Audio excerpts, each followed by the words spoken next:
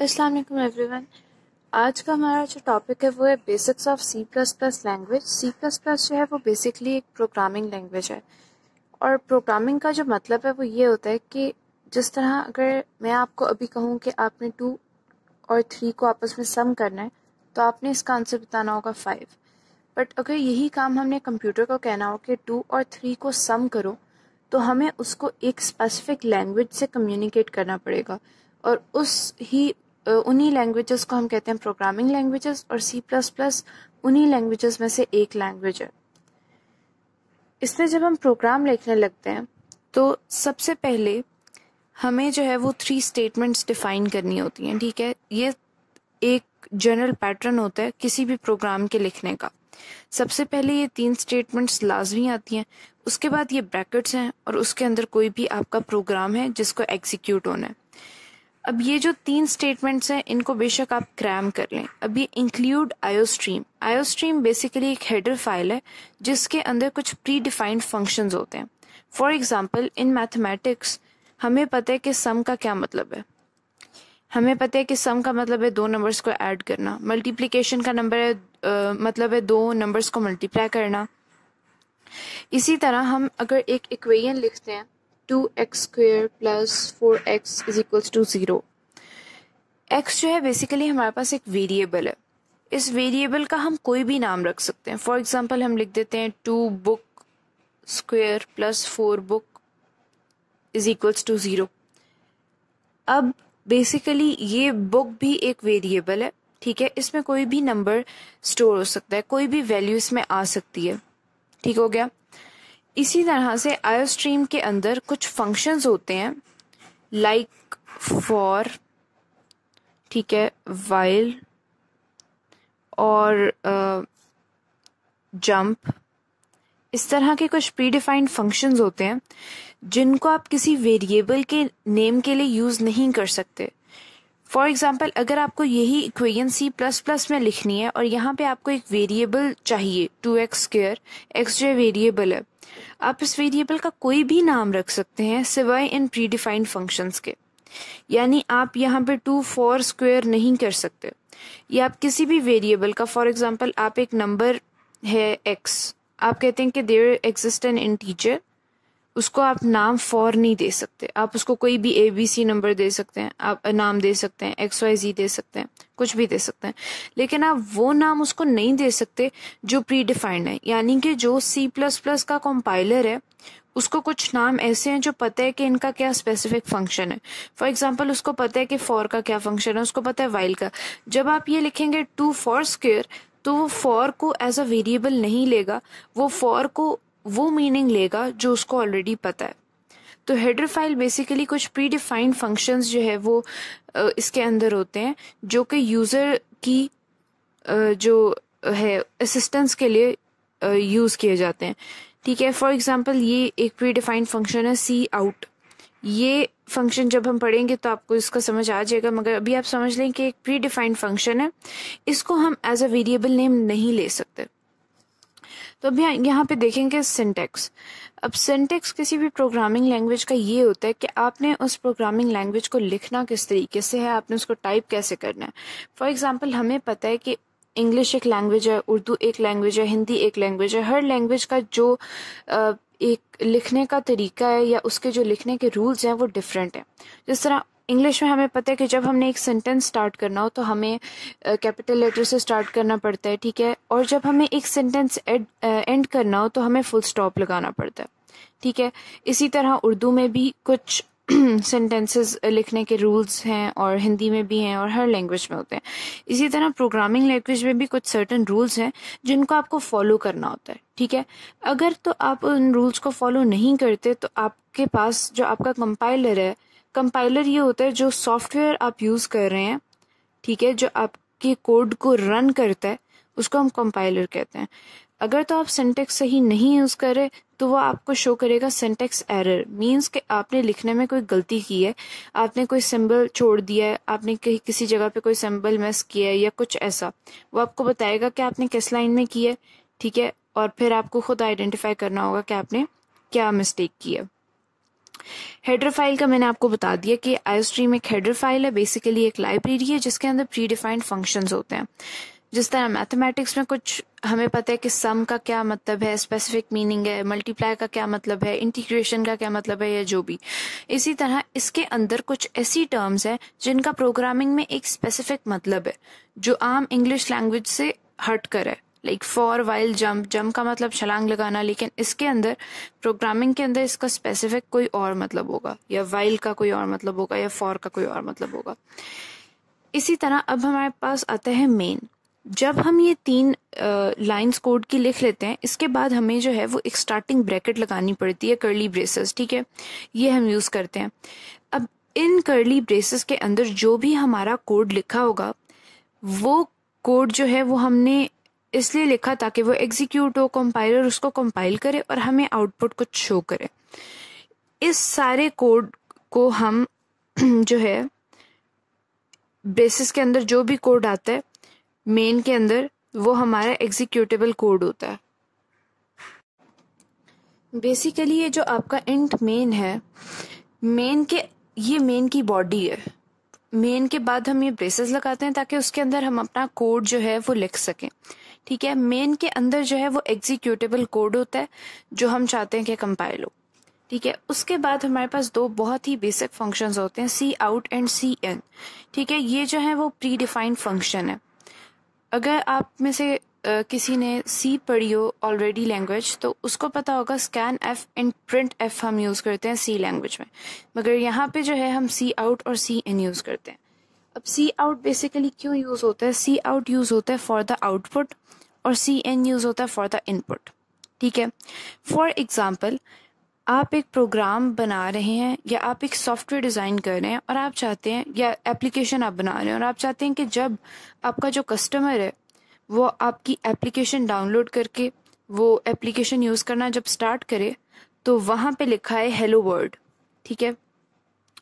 अब वहाँ पे अगर लिखा है हेलो वर्ल्ड, तो आपको क्या करना पड़ेगा? आपको यूज़ करना पड़ेगा सी आउट फंक्शन, ठीक है।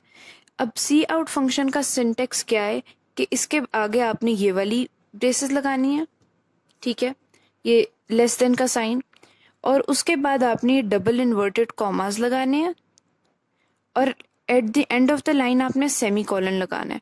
शुरू शुरू में तो ये आपको याद रखनी पड़ेंगी, लेकिन जिस तरह आप आगे जाते जाएंगे ये चीज़ें जो है वो सबकॉन्शियसली इंसान खुद ही पुट करता जाएगा।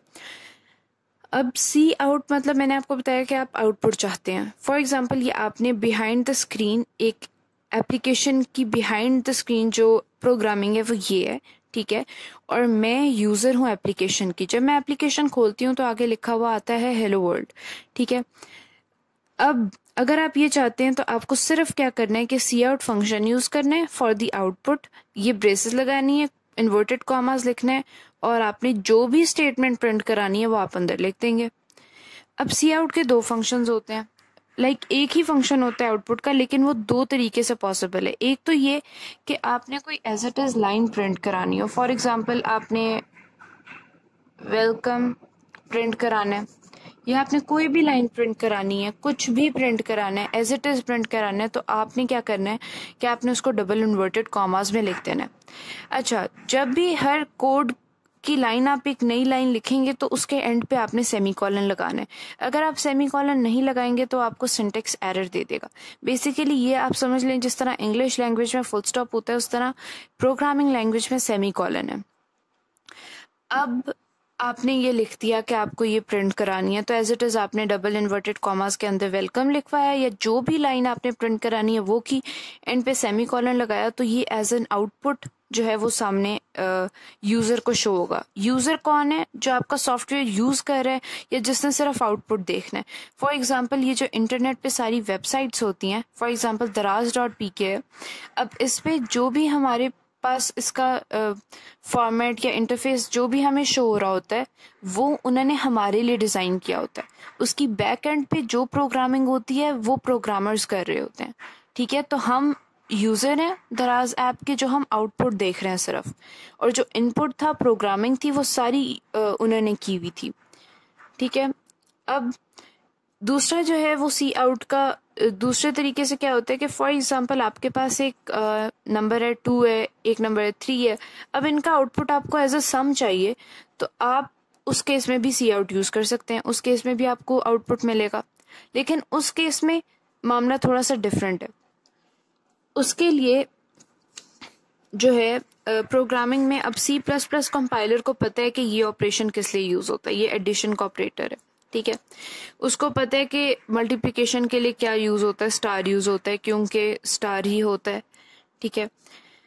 ये दोनों उसको पता है ऑपरेटर्स, और भी काफी ऑपरेटर्स पता हैं, लेकिन अभी हम इनके बारे में देखते हैं। फॉर एग्जाम्पल आपको अब आप चाहते हैं कि आपने एक ऐसा प्रोग्राम बनाना है, ठीक है, जो कोई और बंदा यूज करे तो उसकी स्क्रीन पे आए कि प्लीज एंटर अ नंबर, वो एक नंबर एंटर करे, फिर आप कहें प्लीज एंटर अनदर नंबर, वो एक दूसरा नंबर ऐड करे, और फिर आप उसको खुद ही सम करके दें।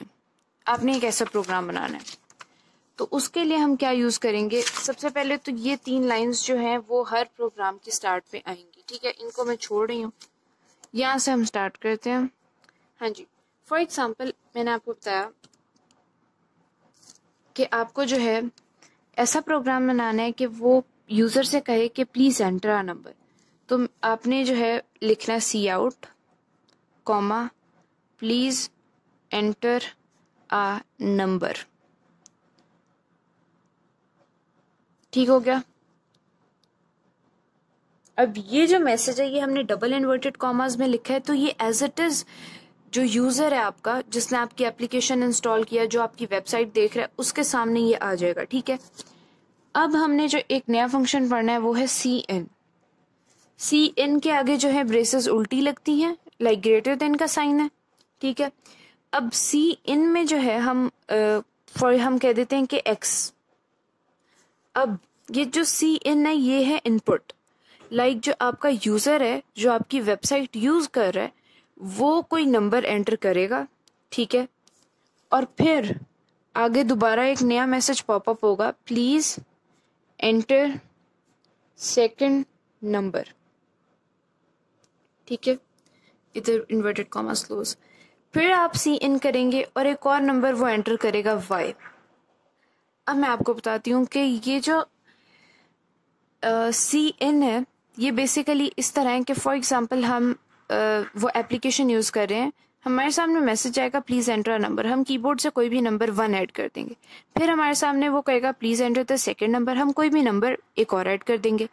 अब यहाँ पे जो है ये लाजमी है कि हमें 2 डिफरेंट वेरिएबल्स रखने हैं, हम एक सेम वेरिएबल नहीं रख सकते, बिकॉज अगर हम यहाँ पे भी एक्स रख दें, यहाँ पे भी एक्स रख दें, और यूजर के सामने जब ये मैसेज पॉपअप होगा वो एक वेरिएबल एंटर करेगा 1, ठीक है। तो जब यहाँ पे भी x है तो यहाँ पे ऑलरेडी 1 आ जाएगा, क्योंकि यहाँ पे तो हमने x को 1 वैल्यू दे दी, तो ऑलरेडी यहाँ पे 1 आ गया।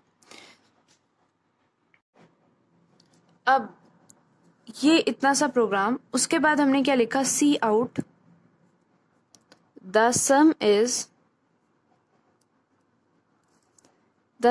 x प्लस वाई, ठीक हो गया। हमने एंड पे सेमी कॉलन लगाया, यहाँ पे भी लगाया क्योंकि लाइन एंड हो रही थी, यहाँ पे भी लगाया।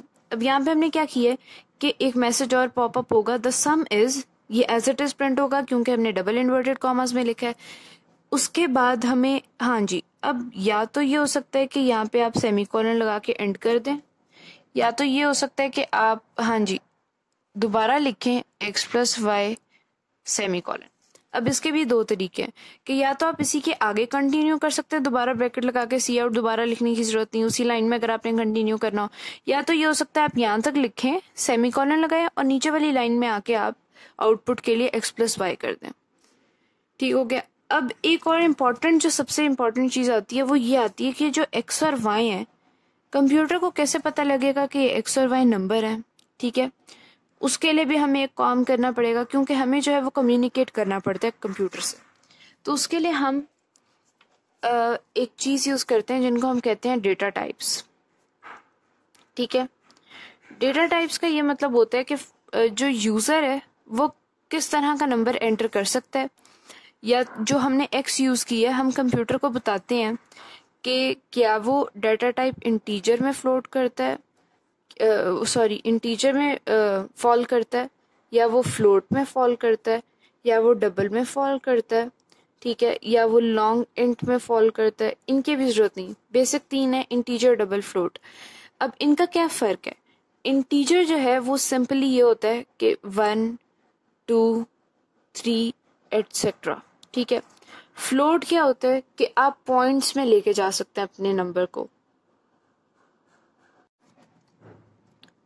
कोई भी नंबर आप लिख सकते हैं, ठीक है। फ्लोट में आप पॉइंट पे, अभी आप इन दोनों को भी छोड़ दें, हम सिर्फ इंटीजर पे फोकस करते हैं कि इंटीजर में आप कोई भी नंबर लिख सकते हैं, चाहे वो बड़ा हो, ठीक है। वो 2⁸ तक के डिजिट्स में आप लेके जा सकते हैं, ठीक हो गया।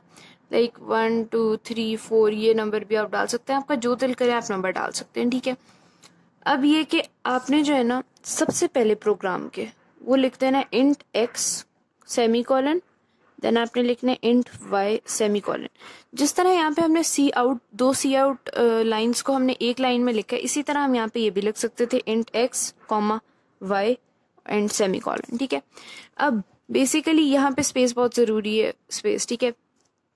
हमने इंट x इसलिए लिखा ताकि हम कंपाइलर को बता दें कि ये जो नंबर है ना ये इंट है, ठीक है।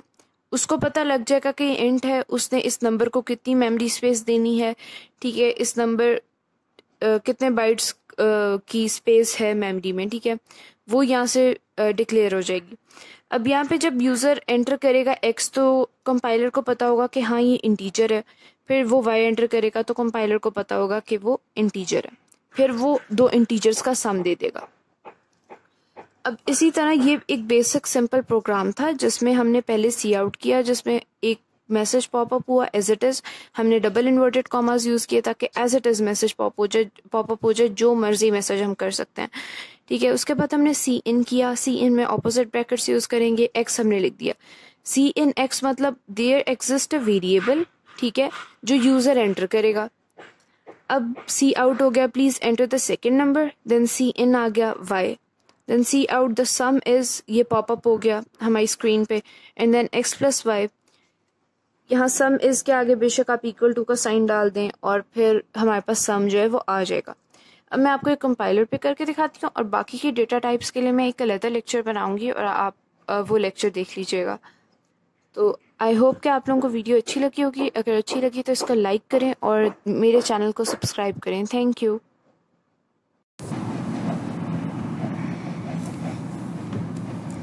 अब यहाँ पे जो है वो मैं आपको सम वाला कोड जो है वो कंपाइलर पे रन करके दिखाऊंगी। सबसे पहले जो है वो मैंने उसी तरह से 3 स्टेटमेंट्स जो आपको बताई थी, include as stream using namespace std और उसके बाद इंट मेन, ठीक है, वो लाइंस हमने लिखनी है।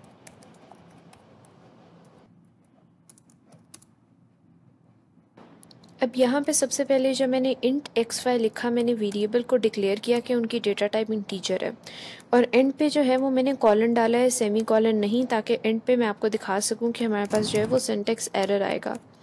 उसके बाद सी आउट जो मैं लिख रही हूँ वो डबल इन्वर्टेड कॉमास के अंदर है, मतलब एज इट इज़ ये मैसेज आउटपुट पे हमें शो होगा। एंड पे अगेन मैंने सेमी कॉलन डाल दिए। उसके बाद मैंने इनपुट कराया और दोबारा सी आउट में लिखूंगी एंटर द सेकेंड नंबर, ठीक है, वो भी इन्वर्टेड कॉमास के अंदर, डबल इन्वर्टेड कॉमास के अंदर, ताकि message as it is print हो। उसके बाद दोबारा सी इन ताकि इनपुट कर सकें। उसके बाद उन दोनों नंबर्स का सम, और उसके बाद एंड पे आपको जो है वो रिटर्न 0 लिखना होता है। वो अभी के लिए आप याद कर लें कि आपने हर प्रोग्राम के एंड होने पे जो है वो आपको रिटर्न 0 लिखना होगा, ताकि जो है आपकी कंपाइलेशन और रनिंग जो है वो सक्सेसफुल हो। ये उसका इंडिकेटर है। यहाँ पे सी आउट मैंने इन्वर्टेड कॉमास में नहीं लिखा क्योंकि मैं यहाँ पे एज इट इज़ प्रिंट नहीं चाहती। यहाँ पे मैं चाहती हूँ कि इसका जो है वो आंसर मिले हमें x प्लस वाई का। अभी हमने अपना कोड कंपाइल और रन किया है, इसको पहले हमने सेव कर लिया और यहाँ पे हमें सिंटेक्स एरर मिल गया कि आपने कॉलन यूज़ किया हुआ है, आपको सेमी कॉलन यूज़ करना होता है। अब हम इसको कंपाइल एंड रन करेंगे और ये हमारे पास आउटपुट आ गया। एंटर नंबर हमने इनपुट किया 9, फिर उसके बाद 8 और हमारे पास सम आ गया 17।